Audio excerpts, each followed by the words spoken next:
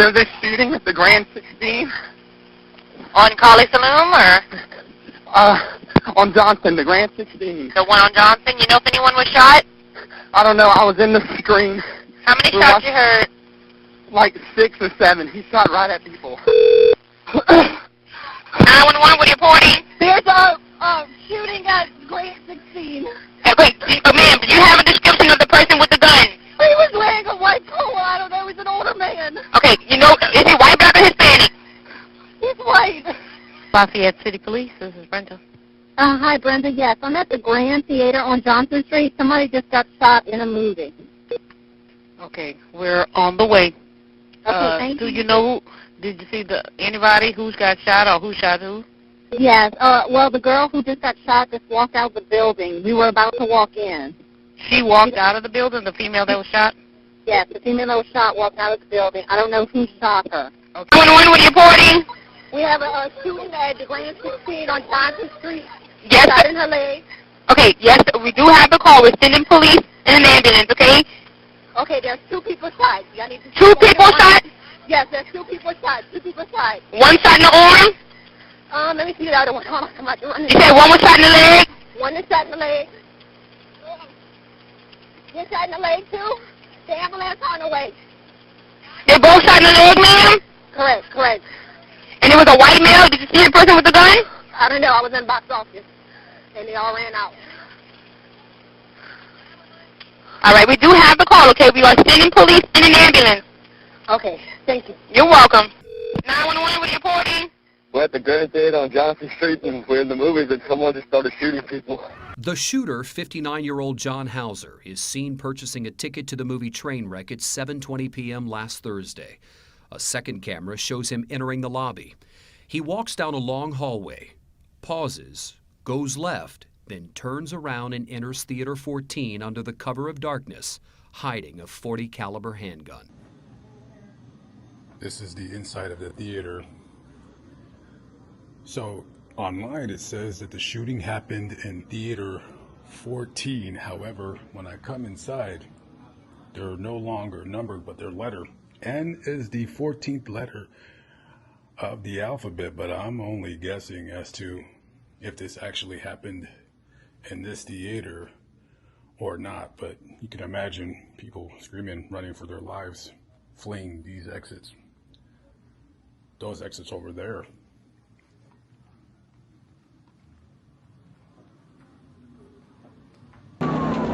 Dashcam video shows a Lafayette police officer racing to the scene at 7:33 p.m., 12 minutes after the gunman entered the theater.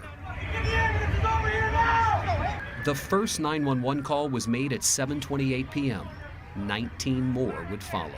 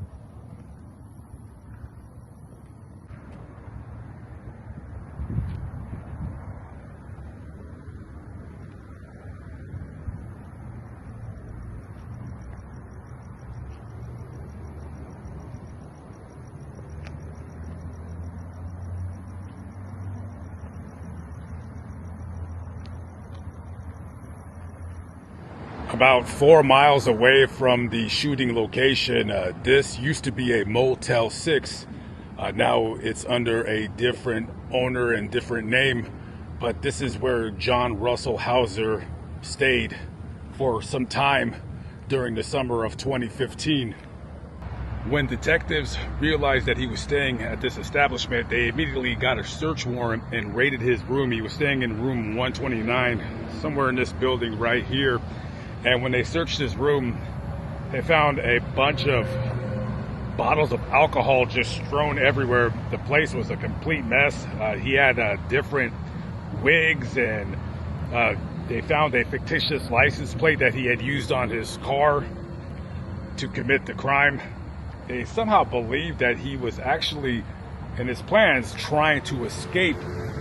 And of course, the police got to the movie theater way sooner than he expected. That right there is room number 129. This is the room that John Russell Hauser stayed at while he was staying here in the summer of 2015.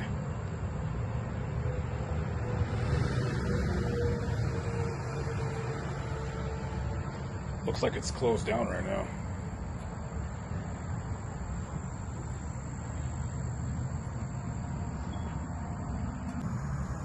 This guy was pretty well known in the area of Alabama that he was from. He ran for some political seat in his county. However, he dropped out of the race after it came to find out that he was stealing his political opponent's campaign signs from different people's yards.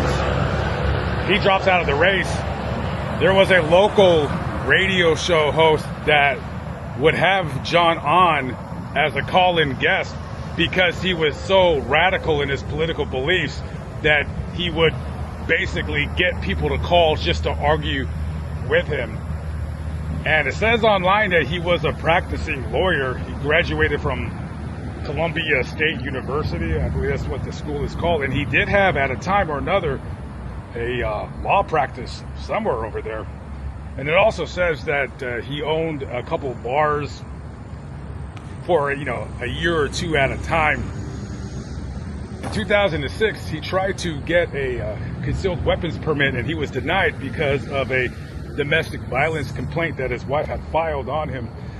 His wife told detectives that this guy, he had a manic depression and bipolar disorder. So he was on medication to control his mental illness. However, there would be times where he would go and not take his medication. He would stop eating. He would rapidly lose weight. And then him being hungry would exacerbate his mental illness.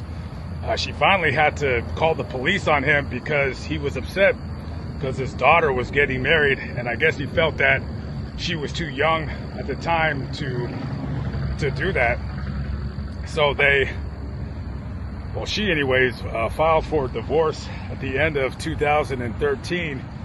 So this guy was kind of, as the police, law enforcement would say, he was a drifter or a lone wolf. He would just go from place to place to place. However, he was able to buy a legal weapon. He bought it in Alabama at a pawn shop, a .40 caliber pistol. Now, some of you are thinking or saying to yourselves, how is a guy that's mentally ill, mentally unstable, allowed to legally buy a firearm? I'm not sure because I'm not a firearms expert. I never claimed to be an expert at anything. But I do know that in most, if not all states, if you are not involuntarily committed into a mental facility, as far as I'm aware, you can get a weapon.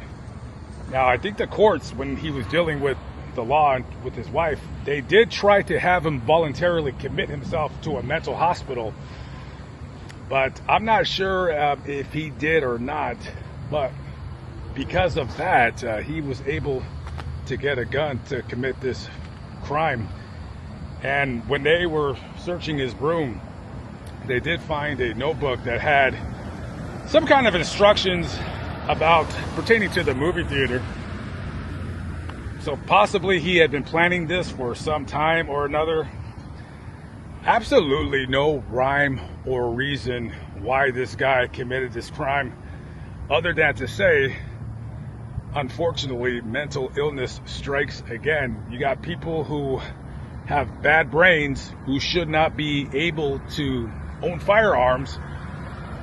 And again,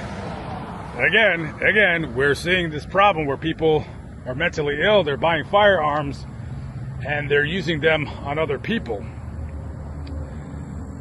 Just sadly, one of those stories that could have been preventable if you had safeguards in place to prevent people like that from owning any kind of weapon or firearm. The only kind of criminal record that I can find in any online articles pertaining to John Russell Hauser was a 1989 arrest for arson, a speeding ticket, and apparently he thinks it's okay for minors to drink because he bought somebody underage some kind of alcoholic beverage and was cited for that. Other than the aforementioned, really absolutely no clue as to somebody like that committing such a terrible act on two defenseless human beings.